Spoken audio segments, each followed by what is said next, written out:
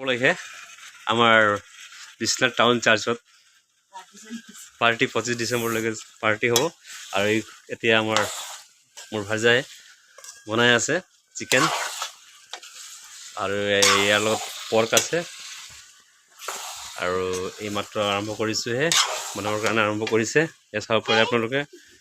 চাওক নতুন ৰেচিপি বনাই আছে চিকেনৰ ইয়াৰ পিছত আমি চিকেন বনোৱাৰ পিছত আমি লৈ যাম য'ত পাৰ্টি হৈছে তাতে খাবলৈ এতিয়া আজি টেষ্ট কেতিয়া কেনেকুৱা হ'ব নাজানো বৰ্তমান বনাইছেহে এইটো আপোনালোকক দেখাইছোঁ আৰু চিকেন আৰু বৰ্তমান বনাইছে আৰু 10-15 মিনিট পিছত হৈ যাব